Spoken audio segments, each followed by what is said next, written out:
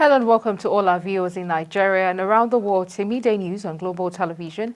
We're coming to you live from the nation's capital, Abuja. I am Queen Agaba. A quick reminder that Global Television is on DSTV channel 365 and free to air on Nigecomsat. President Bola Tinubu has submitted the names of 7 inaugural governing board members of the Northwest Development Commission to the Senate for confirmation.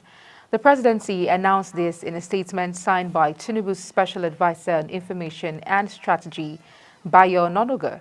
The statement said this follows President Tinubu's signing of the Northwest Development Commission bill into law on 24th July, marking a crucial milestone in the establishment of the commission. Imo State government has rolled out activities to mark this year's Nigeria independence anniversary slated for Tuesday, October 1st, 2024. Commissioner for Information and Strategy, Declan Emelumba, while addressing newsmen in his place in Owerri, Imo State capital, says this year's celebration promises to be exciting and memorable. And so the government feels that this is worth celebrating. And we are rolling out the drums to celebrate this particular anniversary. To that effect, today being Friday, there will be a Jumat service at the mosque in Owerri here. Everybody is invited to go, and there is a national thing to go and thank God for allowing Nigeria to see 64 years. Then on Sunday, there will be a mass service at Assumpta Maria Cathedral over by nation. And so the government... 7 months after it began negotiations that ended with 70,000 naira as new minimum wage, the federal government began payment of the new salary and its consequential adjustments to public servants across all levels of the federal civil service. This means over 1.2 million civil servants on the payroll of the federal government will be paid the newly approved minimum wage in September. Tributes have continued to pour in for the former founder, of the Living Faith Church Worldwide, Bishop David Oyedepo, as he celebrated his 70th birthday. Dignitaries including former President Olusegun Obasanjo, Lagos State Governor Babajide Sanwo-Olu, Ogun State Governor Dakpa Abiodun, and the Delta State Governor Sheriff Oberiwori were among the notable guests at the event, which was held at the ministry's headquarters in Ota, Ogun State. President Bola Tinubu, in his tribute, also the bishop, highlighting his significant influence through educational and health initiatives.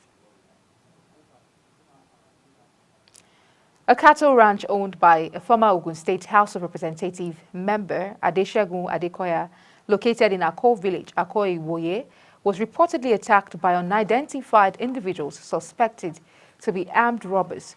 Ogun State Police Command spokesperson Omolala Odutola confirmed the incident, noting that the suspects injured at least 2 farmers, including a man in his 70s, all of whom sustained various machete wounds after the attack.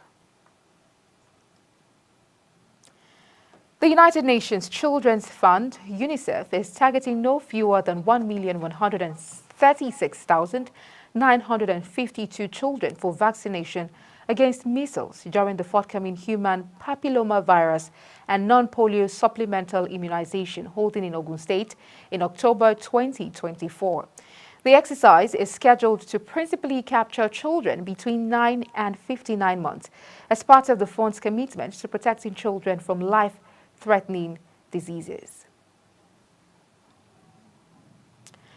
The government has launched a full-scale investigation into the activities of Oriokpa masquerade groups, vowing to hold perpetrators accountable.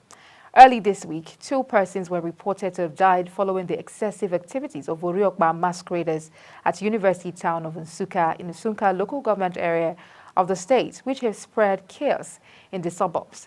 Commissioner for Local Government, Rural Development and Chieftaincy Affairs, Chief Oke Ogbodo, confirmed this in a statement made available to journalists in Enugu, highlighting the government's commitment to maintaining public safety.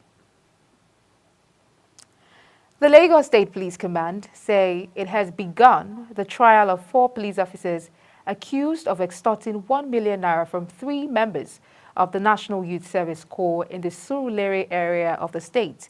An ex-user, Oluyemi Fashikbe, shared that the officers from Area C Police Command in Surulere allegedly extorted the sum of 1 million naira from 3 members of the Service Corps. It was gathered that the Corps members were stopped along Surulere Expressway before a group of officers surrounded their vehicle and started to conduct a search.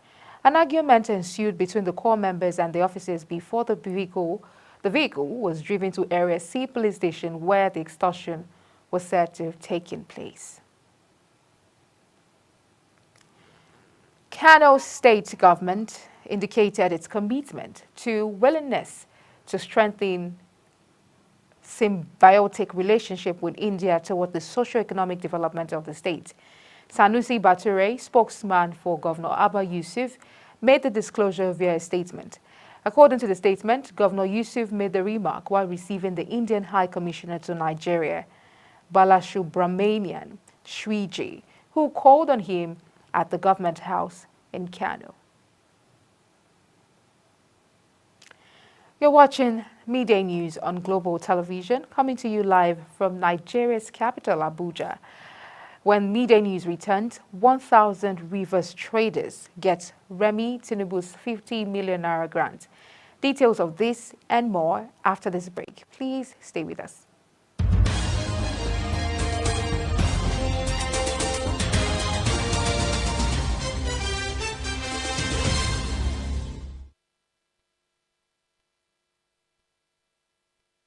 Many thanks for staying with us. If you've just joined us, this is Global Television, bringing you live broadcast of the Midday News.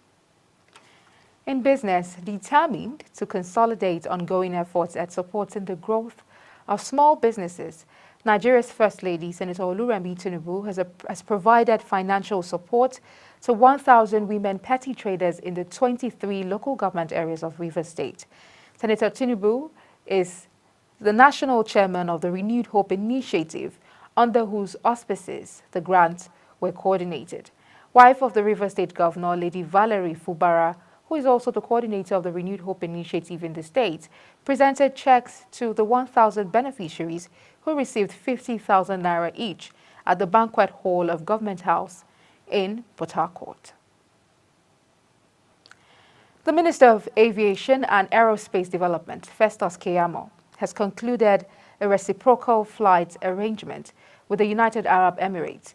It was reported that the new bilateral air service agreement between both nations is to ensure stronger and mutually beneficial aviation ties in anticipation of the October 1st resumption of Emirates Airlines air service operations to Nigeria. The minister, accompanied by his technical team, engaged in discussions with UAE aviation authorities to ensure smooth reintroduction of Emirates Airlines into the Nigerian airspace.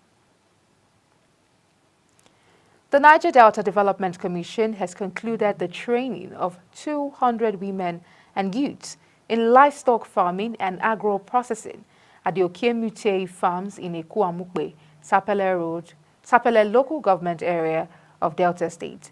Speaking during the closing ceremony of the Training and Empowerment Program, the NDDC Managing Director, Dr. Samuel Ogbuku, says the NDDC board and management realize the importance of agriculture as a diverse and relevant sector to address unemployment and poverty. This was contained in a statement issued by the NDDC Director, Corporate Affairs, Seledi Thompson Wakama. Nigeria is set to reduce its dependence on food imports, according to the Minister of Finance and Coordinating Minister of the Economy, Wale Edu, who outlined a bold strategy to boost domestic agricultural production and increase food security. Edu, who spoke at a press conference in Abuja to mark the country's 64th Independence Day, declared that the era of heavy food importation must end, positioning this shift as a cornerstone of the government's economic recovery plan. The Economic Community of West African States Commission has announced plans to invest $380 million in electrifying public schools and health centers across 18 countries, including Nigeria, Benin, Chad, and other nations in West Africa and the Sahel region. The project aims to address the chronic lack of electricity access, which affects over 208 million people in the region, particularly in rural communities. On the foreign scene, at least 43 people have died and millions left without power as Hurricane Helene roared through the southeastern U.S.